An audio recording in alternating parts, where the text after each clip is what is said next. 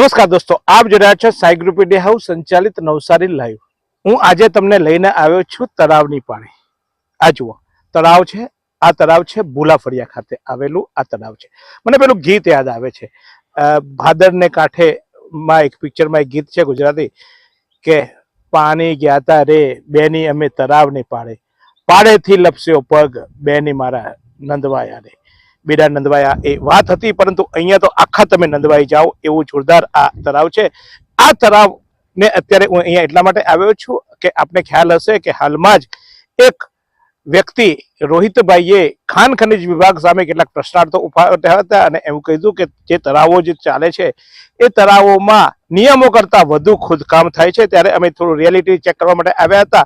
ખાણ ખનિજ વિભાગના અધિકારી પ્રવીણભાઈ સાથે કાલે અમારી વાત પણ થઈ હતી અને એમને કીધું હતું કે લગભગ મોટાભાગના તળાવોમાં અમે ઇન્સ્પેક્શન કર્યું છે। ત્યારે અમને થયું લાવો ચેક તો કરી લઈએ, કારણ કે જ્યારે એક કોઈક વ્યક્તિ વિવાદ કરતો હોય અથવા તો કોઈ વ્યક્તિ જ્યારે કોઈ સવાલ ઉઠાવતો હોય તો ચોક્કસ ક્યાંક તો આગ લાગી છે એટલે દ્વારા નીકળ્યા હશે અને દાળમાં ક્યાંક કારું છે। તો શું કારું છે અને હકીકત શું છે એ જાણવા માટેનો અમે પ્રયાસ કર્યો। તો અમે આવી ગયા, આજે વિવિધ તળાવોની તપાસણી કરવામાં આવ્યા।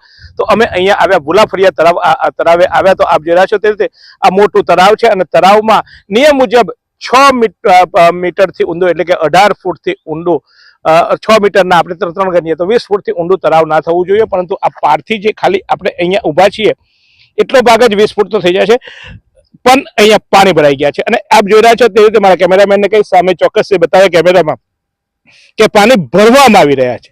અત્યારે ચોમાસું આવ્યું, વરસાદ હજુ આવ્યો નથી, પણ તેમ છતાંય આ તળાવ આટલું ભરાયેલું છે એનો અર્થ એ થયો કે ક્યાંક આ પાણી એટલા માટે ભરવામાં આવે છે કે એ આ પાણીમાંથી ક્યાંક એમની જે માટી ચોરી જે છે એ છુપાઈ ન જાય।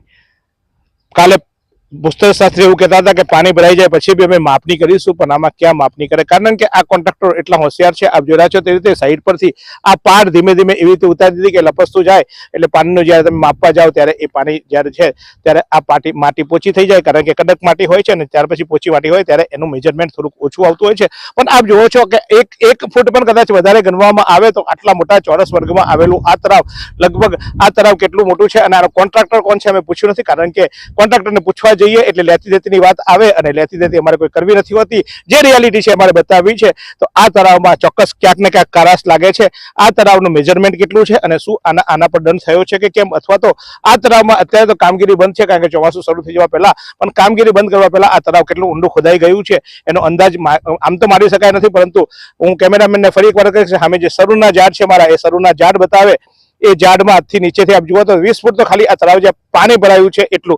હવે આ પાણી કેટલું ઊંડું છે એ પણ માપવાની આપણે કોશિશ કરીએ, કારણ કે આપણા દેશી ઉપચારો, દેશી જે ઉપાયો છે તે કે જો ઊંડું પાણી હોય તો પથ્થર આપણો ચોક્કસ જ અંદર સુધી જાય અને એનો અવાજ આવે અને એ અવાજ પછી આપણે ખબર કે પાણી ઘણું ઊંડું છે। તો આપ જોઈ રહ્યા છો તે રીતે આ પાણી નાખજો અને આ પાણી, આ પથ્થર જો આપ કેટલો અંદર જાય છે, એટલે કે પાણી એટલું છે કે એટલે માટે કે પાણી એટલું ઉછળે છે તો ચોક્કસ આ તળાવમાં ક્યાંક ને ક્યાંક આ ઊંડાઈ વધારે, જરૂર કરતા વધારે ઊંડાઈ ખોદાવવામાં આવી છે અને આ માટી ચોરીનો જે મોટા કૌભાંડો છે એ પૈકીનું આ એક કૌભાંડ આ તળાવમાં હાલ તો લગાવે છે। એટલે કે જે આક્ષેપો લગાવવામાં આવ્યા હતા કે અહીંયા કંઈ નથી અને સાથે સાથે જે ભૂસ્તર શાસ્ત્રી એવું કહેતા હતા કે ના બધું કાયદેસરનું છે, પરંતુ અહીંયા ક્યાંક બિનકાયદેસર થયું છે એ હકીકત છે।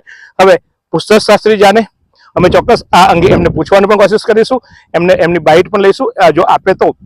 અને આ ભૂલાફળિયા જે તળાવ છે એ તળાવમાં કેટલું ઊંડું ખોદાયું છે અને નિયમો કરતા વધારે ઊંડું ખોદાયું હોય તો એ કેમ ખોદાયું, કારણ કે ભૂસ્તર શાસ્ત્રી જ્યારે રોયલ્ટી આપતા હોય છે ત્યારે રોયલ્ટી પાસ પ્રમાણે એટલું જ ખોદાવવું જોઈએ, વધારે ખોદાયું તો તેમના તંત્ર શું કરતું હતું એ પણ એક સવાલ છે। એવું કહે છે કે અમે દંડ કરીએ તો દંડ કરે ભાઈ, મારી અહીંયાથી મારી માટી, મારા તળાવની માટી જતી રહી ભાઈ, તમે દંડ વસૂલ કરશો પણ આ કુદરતી જે સંપત્તિ છે એ સંપત્તિને નુકસાન થયું એ કોણ વેઠશે?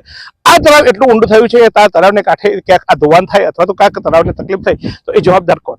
માત્ર દંડ લેવાથી અથવા તમે કહેશો કે અમે ગેરરીતિ પકડાઈ અને ગેરરીતિમાં દંડ લીધો, તો આ દંડ લેવો એ માત્ર એ દંડ લેવો, પણ જ્યારે તળાવનું કામ ચાલતું હોય ત્યારે એ તળાવ કેટલું ઊંડું ખોદાયું, રોયલ્ટી પ્રમાણે ખોદાયું છે કે કેમ એ ચેક કરવા માટે, કારણ કે જિલ્લામાં તમારી પાસે પરમિટ લીધી હોય છે, તમારી પાસે એની રોયલ્ટી લીધી હોય છે, તો એક રોયલ્ટી પ્રમાણે કામ થતું છે કે કેમ એ ચેક કરવાનું પણ તમારું કામ છે। તમે માપણી કરવા આવો ને જ્યારે પેલો આખો ગામ ચોડાઈ જાય અને તબેલાના પછી તારા મારવાનો અર્થ નથી, બધા ઢોર નીકળી ગયા એમ અહીંયા જે કરવાવાળા કરા કરી ગયા અને પછી તમે દંડ લેશો, સામાન્ય દંડ થતો હોય છે અને એ દંડમાં બાંધછોડ કરીને તમે આ રીતે કરો છો ત્યારે શંકા ચોક્કસ ખાણ ખનિજ વિભાગ પર સામે જાય છે.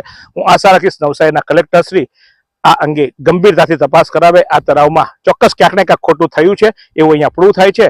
એટલે અમે ફરી એકવાર સ્પષ્ટતા કરીએ કે રોહિત કોઈ અમારો સગો નથી થતો, રોહિત સાથે અમારે કોઈ લેવા દેવા નથી, રોહિત સાથે મારો સંપર્ક પણ પ્રથમવાર થયો. પણ આ વ્યક્તિએ જે આક્ષેપો લગાવ્યા હતા એ પોતે પણ માટીચોરી કરી હશે, કારણ કે તો જ એને દંડ થયો છે. એટલે એ પણ માટીચોર છે, એ પણ ભૂમાફિયા છે.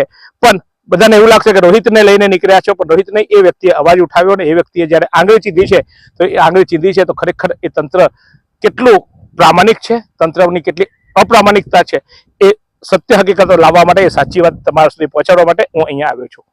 એટલે ફરીવાર, કારણ કે જ્યારે પત્રકાર ફિલ્ડ પર નીકળતા હોય છે ત્યારે અનેક આંગળીઓ ચિંતાતી હોય છે, પરંતુ અત્યારે પણ સ્પષ્ટતા કરી દઈએ કે રોહિત એ જે આક્ષેપો લગાવ્યા છે એ રોહિત પોતે પણ માટીચોરી વેચવામાં કરી છે અને ભૂસ્તરશાસ્ત્રીના કહેવા પ્રમાણે અમે દંડ કર્યું છે. એટલે એ પણ શરીફ નથી. ચોરોમાં પડી તકરાર જેવી હાલત છે.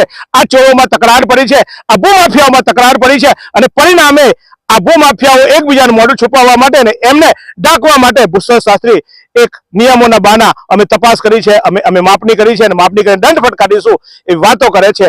પરંતુ અહીંયા બધા જ ચોર છે અને ચોરની સામે સવા ચોર, કારણ કે શેરની સામે સવા શેર એમ ચોરની સામે સવા ચોર એવું આ વલણ છે. એકબીજાના મોઢા ઢાંકવાની વાત છે, પણ અહીંયા ચોક્કસ સૂર્યમાં ડાઘ છે એ કહી શકાય.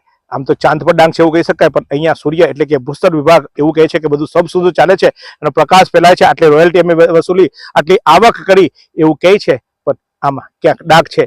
તો આ એક તળાવ છે. અન્ય તળાવ પર પણ આપણે જોઈએ શું છે હકીકત.